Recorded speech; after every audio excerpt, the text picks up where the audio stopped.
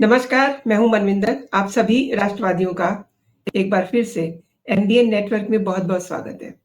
आपसे निवेदन भी है, चैनल को सब्सक्राइब कर लीजिए, वीडियो को लाइक कर लीजिए और देखिए अंत तक हमारे साथ इस चर्चा में बने रहिए। तो आज बात करते हैं बांग्लादेश की पूर्व प्रधानमंत्री शेख हसीना को सोमवार को मौत की सजा सुनाई गई। उन्हें ढाका की इंटरनेशनल क्राइम्स ट्रिब्यूनल यानी कि आईसीटी ने हत्या के लिए उकसाने और हत्या का आदेश देने के लिए मौत की सजा दी है। बाकी मामलों में उन्हें उम्र कैद की सजा सुनाई है और 5 मामलों में आरोपी बनाया है। ट्रिब्यूनल ने शेख हसीना को जुलाई 2024 के छात्र आंदोलन के दौरान हुई हत्याओं का मास्टरमाइंड बताया है। वहीं दूसरे आरोपी पूर्व गृह मंत्री असदुज्जमान खान को भी हत्याओं का दोषी माना है और फांसी की सजा सुनाई है। बड़ी अजीब सी बात है, जिस समय सजा का ऐलान हो रहा था, कोर्ट में मौजूद लोगों ने तालियां बजाई। तो सवाल बहुत सारे उठ रहे हैं। मेरे साथ जुड़ चुके हैं मेजर जनरल अनुज माथुर जी। जनरल साहब, बहुत बहुत स्वागत है आपका शो में। नमस्कार। जय हिंद, जय भारत और नमस्कार। सर, तो सर, ये शेख हसीना को जो सजा सुनाई गई है, बंद का ऐलान भी है और इस फैसले के बाद बांग्लादेश के अंतरिम पीएम यूनुस उसने भारत से हसीना को डिपोर्ट करने की मांग की है। कैसे देखते हैं ये पूरे प्रकरण को, कैसे देखते हैं? देखिए ये अगर मैं इसको 2 लाइन में आप में इसको कवर करूं, वो ये है कि ये बहुत अनफॉर्चुनेट और बहुत ही इल्लीगल तरीके से दिया गया वर्डिक्ट है, जो कि पूरी तरह पक्षपातपूर्ण और बदले की भावना से भरा हुआ है। अब मैं आपको 2-3 बातें बताता हूं। देखिए, बदले की भावना क्यों? ये जो सरकार है, ये सरकार निर्वाचित सरकार नहीं है। मतलब ये है कि ये पब्लिक का रिप्रेजेंटेशन, बांग्लादेश की आवाम का सही मायने में रिप्रेजेंटेशन नहीं करती है, ये मानना है। जहां तक शेख हसीना पर हुए मुकदमे का सवाल है, देखिए, जब भी कोई लीगल प्रोसीडिंग्स होती हैं, जो लॉ होता है उसका एक नियम होता है। खास करके भारत के परिवेश में इसको पूरी तरह से माना जाता है कि जब तक ये सिद्ध ना हो कि आप एक कन्विक्ट हैं या आप एक गुनहगार हैं, तब तक आपको इनोसेंट माना जाता है। उसके लिए आपको पूरा मौका दिया जाता है कि आप अपना पक्ष रख सकें, आप अपना वकील ला सकें। आप देखें, ऐसे-ऐसे उदाहरण हमारे देश में मौजूद हैं। 2-1 मैं सिर्फ नाम लूँगा। आपको श्रीमती इंदिरा गांधी के जिन लोगों ने इतनी पब्लिक के सामने दिन दहाड़े पीटर उस्तिनोव पिक्चर बना रहे थे, उसमें लोगों उनका उनको उनको शहीद कर दिया गया, उनका कत्ल हो गया और उसको भी जस्टिस दिलाने में पूरा मौका देते हुए 8 से 10 वर्ष लगे। अजमल कसाब, जिसने भारत में आके इतना तांडव मचाया, पाकिस्तानी था, उसको भी हमने उसको वकील मुहैया कराए और उसको पूरा मौका दिया कि वो अपना बचाव कर सके या अपना पक्ष रख सके। देखिए, बात हमेशा बचाव की नहीं होती है, बात ये होती है कि आपको पक्ष रखने का तो मौका दिया जाए। अब जिस प्रकार से ये पूरा एपिसोड बन करके बाहर निकल करके आया है कि उनके ऊपर मुकदमा चलाया गया, पहले से ये लगभग निश्चित था कि उनकी सजा क्या होगी, ये निश्चित था। यही वजह है जो आपने अपने उसमें प्रेएम्बल में कहा कि लोग वहां ताली बजा रहे थे। वो इसीलिए बजा रहे थे कि वहां वही लोग थे जिनको कि ये ज्ञात था कि इनको फांसी की सजा होगी। दूसरी बात, कोई इनके पास वकील नहीं था। उन्होंने एक अपनी तरफ से जिसको बोलते हैं ना, टोटल का वकील ला करके लगा दिया। वो वकील भी उन्हीं के द्वारा चुना हुआ वकील था। देखिए, ये पूरी तरह से इस बात का बदला उनसे निकाला जा रहा है कि उन्होंने अमेरिका को, इसमें देखिए, मोहम्मद यूनुस बांग्लादेश में क्यों है? मोहम्मद यूनुस को बांग्लादेश में लाया गया है एक साजिश के तहत, और वो साजिश, अगर आपको ध्यान हो तो गत वर्ष शेख हसीना ने कहा था कि कुछ व्हाइट पीपल, उन्होंने कुछ सेंट मार्टिन या किसी की बात करते हुए कहा था, उस बात में हम नहीं जाएंगे। उन्होंने कहा था कि कुछ विदेशियों ने मुझ पर दबाव डालने का प्रयास किया, मैं उनके दबाव में नहीं आई। ये उन्हीं विदेशियों, वही डीप स्टेट, वही अमेरिका, उनके द्वारा, ये व्यक्ति बांग्लादेश का मेरे ख्याल से सिटीजन भी नहीं था, इसको ला करके बैठा दिया गया, ये कह के कि ये शांति का नोबेल पुरस्कार विजेता है। उसके आने के बाद लगातार बांग्लादेश में अराजकता, अशांति, हत्याएं, रेप, लूट, ये चलता रहा और कोई इसने शांति के मसीहा ने कोई एक्शन नहीं लिया और कोई कुछ नहीं किया। तो अब ऐसे व्यक्ति ने इस इंटरनेशनल क्रिमिनल ट्राइब्यूनल, अब देखिए क्या चीज कैसे होती है। क्या ये वही ट्राइब्यूनल है जो कि शेख हसीना ने खुद स्वयं बनाया था, और ये वॉर क्रिमिनल्स को ट्राई करने के लिए ये ट्राइब्यूनल बनाया गया था, और उसी ट्राइब्यूनल को का प्रयोग करते हुए आज ये बाहर से लाकर बैठाए गए बांग्लादेश के जो सदर हैं, आज उन्होंने शेख हसीना वाजिद को बिना एविडेंस के, कोई एक भी एविडेंस नहीं है, एक भी नाम नहीं है उन लोगों में से जो 1400 मारे गए हैं, एक भी, जो 11,000 जेलों में डाले गए, जेल में डाला गया है तो कहीं तो होगा, किसी जेल में तो होगा, उसका कोई नाम तो होगा, उसकी कोई लिस्ट तो होगी।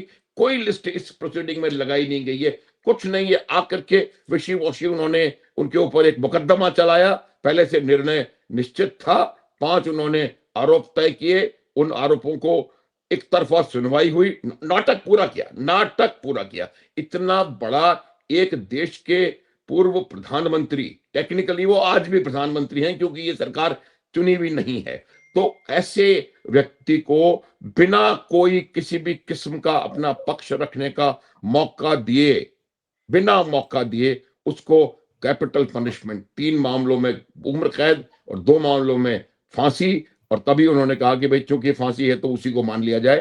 तो ये एक बहुत ही ज्यादा असंवैधानिक, अलोकतांत्रिक और लॉ के नियम के पूरी तरह से बरखिलाफ नतीजा है।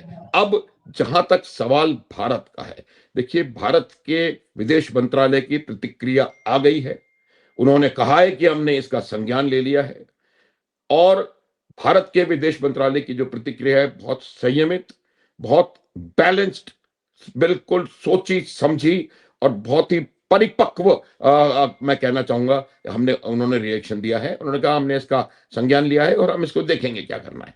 अब होगा क्या, ये मेरा मानना है कि किसी भी कीमत पर शेख हसीना को बांग्लादेश रिपैट्रिएट नहीं किया जाएगा। एक बार इसको मैं दोहराता हूं, बांग्लादेश को भारत शेख हसीना वाजिद को नहीं सौंपेगा, पहली बात। दूसरी बात, देखिए जब भी इस प्रकार के जो ट्रीटीज हैं, हमने रिपैट्रिएशन की, यहां पर है ये संधि वंधि, तो ये होता है उस हालत में आप उनको रिपैट्रिएट करते हैं जब इस बात की गारंटी होती है कि आप जो है वो उनको फांसी की मृत्यु दंड नहीं देंगे। मृत्यु दंड तो आपने ऑलरेडी दे दिया। तीसरी बात, ये जो नाम भले ही इंटरनेशनल हो, इसका कोई इंटरनेशनल वजूद नहीं है, ये बांग्लादेश में भी सुप्रीम कोर्ट के ऊपर नहीं है, तो हमारे ऊपर कोई अंतरराष्ट्रीय बाध्यता नहीं है कि हम इन दोनों को, बांग्लादेश को रिपैट्रिएट करें। चौथी बात, इनके पास एक संभावना है कि वो 1 महीने के अंदर सुप्रीम कोर्ट में अपील कर सकती हैं।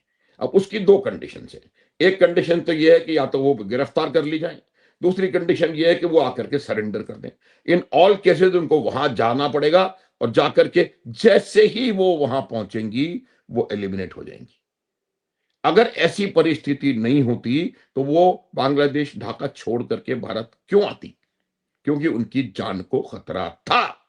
तो अगर उनको इस केस के खिलाफ सुप्रीम कोर्ट में अपील करने के लिए वहां जाकर के सरेंडर करना होगा, इससे तो अच्छा यहीं बैठे बैठे आत्महत्या कर लें। तो ये बिल्कुल, मैं आपको बता रहा हूं, भारत अंतरराष्ट्रीय नियमों के तहत किसी प्रकार की बाध्यता में नहीं है, और भारत का स्टांस बिल्कुल क्लियर है, और ये बात बिल्कुल साफ है कि शेख हसीना को भारत बांग्लादेश को सौंपने वाला नहीं है। सर, आपने बहुत बड़ी बात की है कि वहां नहीं सौंपना चाहिए, इसी बीच जनरल साहब उनके बेटे का भी बयान आ गया है, जिसमें उन्होंने क्या कहा है, बिल्कुल वही बात कही है जो आप कह रहे हैं, कि उन्हें पहले से ये पता था कि सज़ा की शेप क्या होगी। और उसके बाद देखिए उनकी पार्टी खैर बांग्लादेश में काफ़ी शोर-शराबा इस समय चल रहा है, जो सब समझ रहे हैं। तो इसे किस तरीके से देखा जाए? मतलब लोगों को पहले से ही पता था। तो इसके पीछे हाँ, कौन-सी बिल्कुल, बिल्कुल। शक्तियाँ हैं? हाँ, देखिए मैं आपको एक बात बताऊं, इसमें दो चीजें हमको समझने की आवश्यकता है। इसमें पाकिस्तान का एक बहुत बड़ा रोल है। पाकिस्तान में आपको ये बात समझने की है, बहुत गहराई से समझने की जरूरत है। पाकिस्तान को भारत से क्या प्रॉब्लम है? पाकिस्तान को भारत से ये प्रॉब्लम है कि भारत ने पाकिस्तान के 1971 में दो टुकड़े कर दिए। अब वो तब से भारत से बदला ले रहा है। क्यों ले रहा है? क्योंकि Bharat had caused an extreme humiliation to Pakistan army. 93,000 सैनिकों ने अपनी, माफी चाहूंगा इस स्टेटमेंट के लिए लेकिन ये सच है इसलिए बोलना पड़ेगा, अपनी पतलूनें उतार करके सरेंडर किया था। तो इस चीज का जो दंश है, जो इसका अफसोस है, जो इसका बदला लेने की चाहत पाकिस्तान के अंदर है, वो सबको पता है। और वो पिछले तब से आज तक 50, 52, 55 साल हो गए, बदला लेने की पूरी कोशिश कर रहा है। अब पाकिस्तान ये भी जानता है कि जितना उसमें रोल भारतीय सेना का था, उससे कहीं ज्यादा रोल बांग्लादेश के लोगों का, बांग्लादेश की आवाम का, मुक्ति वाहिनी का था। और अब पाकिस्तान उसी बांग्लादेश की आवाम से बदला ले रहा है। ये जो लोग सड़कों पर आ रहे हैं, शेख हसीना के घर में जाकर के बहुत बेशर्मी के साथ उनके अंत्य वस्त्रों को निकाल करके, चोरी करके उनको पूरी पब्लिक में वो कर रहे हैं, या शेख मुजीबुर रहमान की हर निशानी को मिटाने की कोशिश कर रहे हैं, ये वही लोग हैं जिन्होंने 1971 में बांग्लादेश के खिलाफ पाकिस्तान की सेना को समर्थन दिया था। ये लोग दोबारा उसी पाकिस्तान को समर्थन देने की, उसी पाकिस्तान की बात वहां पर बढ़ा रहे हैं। कैसे कोई देश ये भूल सकता है कि उसके देश के 4 लाख महिलाओं के साथ बर्बरता हुई थी, 30 से 40 लाख लोगों को बेरहमी से कत्ल कर दिया गया था। और not too many years ago, आज भी बांग्लादेश की आधी जनसंख्या ऐसी है जिसने उस त्रासदी के दंश को झेला है, उसको अपनी आंखों से देखा है। ये सब चाल है, ये सब एक वहां पर रेटोरिक तैयार किया गया है, एंटी हिंदू रेटोरिक। और वो पाकिस्तान बांग्लादेश की मदद नहीं कर रहा, पाकिस्तान बांग्लादेश के लोगों से बदला निकाल रहा है। ये बात समझने की है। और यही वजह है कि वो पाकिस्तान के दबाव में आकर के वहां पर इस प्रकार की बातें, ये जो मोहम्मद यूनुस है, इसका डीएनए पाकिस्तानी है। जो मोहम्मद यूनुस है, ये अमेरिका के इशारों पर काम कर रहा है। ये वही बांग्लादेश है जो शेख हसीना के नेतृत्व में इतनी प्रगति कर रहा था। कुछ पैरामीटर्स में, कुछ सेक्टर्स में बांग्लादेश की जो इकोनॉमिक ग्रोथ थी वो भारत से भी ज्यादा थी। ये भी पाकिस्तान को पच नहीं रहा। पाकिस्तान चाहता है कि जैसे मैं आर्थिक रूप से बर्बाद हूं, वैसे ही बांग्लादेश भी आर्थिक रूप से बर्बाद होना चाहिए। ये पूरी साजिश मुल्ला मुनीर की है। मुल्ला मुनीर भारत से और बांग्लादेश से, दोनों से बदला निकालने के लिए वहां पर अपनी पैठ बढ़ा रहा है। और ये बांग्लादेश के लोगों को समझने की जरूरत है। और अनफॉर्चुनेटली, बदकिस्मती से, बांग्लादेश की आवाम अपने दुश्मन को आज भी नहीं पहचान पा रही। वो आज अपना जो उनका स्टांस था कि हमसे माफी मांगे, ये कभी भी वो धर्म का मसला ही नहीं था। अगर धर्म मसला होता तो ईस्ट पाकिस्तान से बांग्लादेश नहीं बनता। जितने मुसलमानों को पाकिस्तान ने मारा है, उतने मुसलमानों को दुनिया में किसी ने नहीं मारा। फिलिस्तीनियों को आपको याद दिला दूं मैं कि 1970-71 की बात है, जब जियाउल हक एक ब्रिगेड कमांडर होते थे। जॉर्डन में फिलिस्तीनी शरणार्थी थे, वहां कोई प्रॉब्लम हुई, पाकिस्तान की सेना गई और जॉर्डन में जाकर के उन्होंने 25 से 30 हजार फिलिस्तीनियों का नरसंहार किया। इतने फिलिस्तीनी इजराइल ने 40 साल में नहीं मारे जितने पाकिस्तानियों ने कुछ दिनों में खत्म कर दिए। ये वही पाकिस्तान है जिसने कुछ डॉलरों की खातिर ईरान की पीठ में खंजर भोंका। तो पाकिस्तान का इन बांग्लादेशियों को समझने की जरूरत है। पाकिस्तान का इस्लाम से, पाकिस्तान का धर्म से कोई लेना देना नहीं है। कोई भी $2 उनके मुंह पे फेंक के उनसे कुछ भी करवा सकता है, अपने तलवे चटवा सकता है। ये चीज देखिए आपने शर्म शेख में कि किस तरह से शहबाज शरीफ ने डोनाल्ड ट्रंप के तलवे चाटे सबके सामने। तो ये वो पाकिस्तान है। बांग्लादेश के लोगों को समझना है, भारत के ऊपर इसका कोई असर होने वाला नहीं है। ऑब्वियसली भारत का पड़ोसी राष्ट्र है, वहां शांति रहेगी, हमें फायदा है, शांति नहीं रहेगी हमें नुकसान है। हमारे ट्रेड रिलेशंस थे वो टूटेंगे तो भी हमें नुकसान है। लेकिन भारत जैसे बड़े एक आर्थिक संपन्नता वाले राष्ट्र को बहुत कम अंतर पड़ेगा, जबकि बांग्लादेश के ऊपर बहुत जबरदस्त अंतर पड़ेगा। आज आप देख लें कि जिस परिस्थिति में बांग्लादेश की अर्थव्यवस्था 1.5 साल पहले थी, वो आज कहां पहुंची हुई है। पाकिस्तान जिससे अपने आप को तबाह किया, वैसे ही वो बांग्लादेश को तबाह कर रहा है। ये पाकिस्तान की साजिश है और ये तबाही सही कह रहे हैं, एक बिल्कुल चीज और सही मैं कह रहे हैं आपको सर। बताता हूँ। जी हाँ, श्योर मैं ये कह रहा हूं श्योर, प्लीज कि लोग कहते हैं प्लीज कि कैरी ये ऑन। देश लैंड लॉक्ड है, वो लॉक्ड है। बांग्लादेश इंडिया लॉक्ड कंट्री है। चारों तरफ से 4096 किलोमीटर का बॉर्डर इंडिया से लगता है। सिर्फ कुछ 150 किलोमीटर म्यांमार का रखिन प्रोविंस से इनका इनका बाउंड्री है। पूरा बे ऑफ बंगाल पर पूरा कंट्रोल इंडियन नेवी का है। बांग्लादेश को पता ही नहीं है कि वो कहां है, क्या उनके लिए ठीक है। और यही जो इस्लाम इस्लाम धर्म धर्म करके पाकिस्तान किस धर्म की बात कर रहा है मुझे बताए। 27,000 फिलिस्तीनी जिसने मार दिए, वो किस मुंह से धर्म की बात कर रहा है?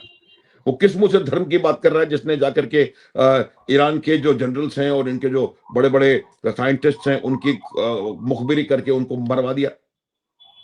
कहां इस्लाम, किस इस्लाम की बात कर रहा है? बलोचिस्तान में क्या वो हिंदुओं को मार रहा है? खैबर पख्तून में क्या वो हिंदुओं को मार रहा है? पाकिस्तान दुनिया के सबसे घटिया देशों में से एक है।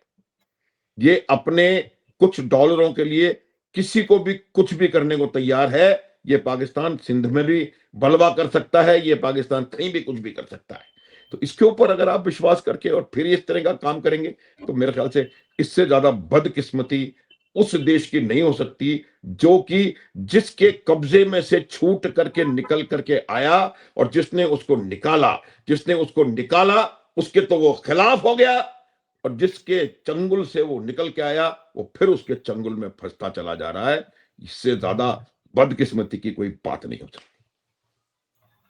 सर आपने ठीक कहा। और देखिए जो नई पीढ़ी है उसने एक बार फिर से वही 71 वाली पिक्चर तो देख ही ली है। अभी जैसे अफगानिस्तान ने जब अटैक किया था पाकिस्तान पे, तो उन्होंने उन्हीं की राइफल्स पे उन्हीं की पतलूने टांगी। ये सब जो तस्वीरें हैं सबने देखी। और देखिए आपने जैसा कि कहा कि सुनने का जरूर मौका दिया जाना चाहिए, तो शेख हसीना ने ये कहा है कि यूनुस सरकार में पुलिस व्यवस्था कमजोर हो गई है, न्याय व्यवस्था कमजोर हो गई है, और अवामी लीग समर्थकों और हिंदू मुस्लिम अल्पसंख्यकों पर हमले बढ़े हैं, महिलाओं के अधिकार दबाए जा रहे हैं और कट्टरपंथियों का असर बढ़ रहा है। उन्होंने ये भी कहा है कि डॉक्टर यूनुस को किसी ने चुना नहीं है, मतलब उन्हें चुना तो नहीं है किसी ने। और उन्होंने ये भी कहा है कि बांग्लादेश का अगला चुनाव पूरी तरह से स्वतंत्र और निष्पक्ष होना चाहिए। सर देखिए मैं आपको बताऊं, जो वो कह रही हैं वही बात मैं थोड़ी देर पहले आपको बता रहा था। गैर चुनी सरकार है। इसको कोई, ये व्यक्ति जो है 40 वर्षों से बांग्लादेश में ही नहीं था, इसको बाहर से ला करके उठा करके बैठा दिया गया है। ये जो निर्णय है वो पूरी तरह पक्षपातपूर्ण है। ये मालूम था निर्णय ये होगा, इसीलिए पिछले 4 दिन से अवामी लीग के लोग सड़कों पर हैं। हिंदुओं पर, हिंदुओं के धर्म स्थलों पर, अन्य माइनॉरिटीज पर जिस प्रकार की प्रताड़ना हो रही है, जिस प्रकार से उनका एक्सप्लॉइट कर रहे हैं, वो सारी दुनिया देख रही है। ये सब बिल्कुल सबको पता है। और एक बात मैं फिर बताऊंगा कि बांग्लादेश की का भूगोल ऐसा है कि वो भारत के साथ शत्रुता करके कहीं नहीं जा सकता। वो पाकिस्तान, जब बांग्लादेश पूर्वी पाकिस्तान के रूप में उसका हिस्सा था, तब वो बांग्लादेश को बचा नहीं पाया, अब क्या बचा लेगा। अफसोस सिर्फ इसी बात का है कि जिसने उन्हें बनाया वो उनके दुश्मन, और जिसने उनके ऊपर अत्याचार किए, ऑपरेशन सर्चलाइट, आप आज अभी जाकर के गूगल करके देख लो कितनी महिलाओं का बलात्कार हुआ है, कितने लोगों का कत्ल हुआ है। General Tikka Khan, butcher of Bengal, किसी को ऐसी उपाधियां आराम बिना कुछ किए नहीं मिलती। और ये यूनुस जो थे, आज अगर 80 साल के हैं तो उस समय 30 साल के समझदार युवा रहे होंगे। इन्होंने अपनी इन्हीं आंखों से, क्योंकि उस टाइम पे भी ये देख नहीं रहे थे, ये तो कोई अमेरिका में जाकर के मस्ती छांट रहे थे या कहीं भी जहां भी थे, इनको पता नहीं। तो मेरा ये मानना है कि ये पागलपन है। मोहम्मद यूनुस को सिर्फ एक लाइन कही जा सकती है, विनाश काले विपरीत बुद्धि। विनाश की तरफ ले जा रहे हैं वो, वापस अपने उसी पाकिस्तान के लैप में जाके गिर रहे हैं जहां से वो निकल करके आए हैं। भविष्य बांग्लादेश का मुझे कोई बहुत ज्यादा बेहतर नजर नहीं आ रहा। और ये जो शेख हसीना ने कहा है, पूरी तरह पक्षपातपूर्ण, पूरी तरह बदले की भावना से भरा हुआ, और पूरी तरह प्री डिसाइडेड, बिना एविडेंस के, बिना किसी प्रकार के प्रॉपर ट्रायल के, बिना किसी को अपने बचाव में कुछ कहने का मौका दिए हुए ये निर्णय लिया गया है कि निर्णय प्री डिटरमिन्ड शॉट था, और इसको पहले से सबको मालूम था। और इस वजह से जो वो कह रही हैं वो पूरी तरह से सच है। कानून व्यवस्था बांग्लादेश में नहीं बची है, और उसकी भी वजह इनका जो परम मित्र हो गया है अब पाकिस्तान में खुद कानून व्यवस्था चरमरा रही है। आज उन्होंने सुप्रीम कोर्ट के अधिकतर पावर्स भी निकाल दिए हैं। तो आप देखिए किस तरह से एक टूटा हुआ, आर्थिक रूप से पिछड़ा हुआ और आतंकवाद का सरपरस्त देश दूसरे देश में जाकर के जो तरक्की कर रहा था, आगे बढ़ रहा था, उसमें जाकर के किस तरह से वहां के लोगों को दोबारा परेशान कर रहा है। ये वही पाकिस्तान है। मैं बता रहा हूं आपको, बांग्लादेश को समझना चाहिए, मोहम्मद यूनुस को समझना चाहिए, वकारुज्जमान को समझना चाहिए कि ये मोहम्मद यूनुस और पाकिस्तान मिलकर बांग्लादेश को गृह युद्ध की ओर ले जा रहे हैं। और ऐसा ना हो कि वो ऐसे नक्शे बांटते बांटते, जिसमें असम बांग्लादेश का है, बंगाल बांग्लादेश का है, ऐसे नक्शे बांटते बांटते उसके खुद के 3 नक्शे और हो जाएं। सही कह रहे हैं सर, आपने मेरे शो के लिए समय निकाला और मेरे दर्शकों को कई महत्वपूर्ण विषयों पे आपने जानकारी दी। सर थैंक्स अ लॉट मेरे साथ जुड़ने के लिए। धन्यवाद। जय हिंद, जय भारत। जय हिंद, जय भारत।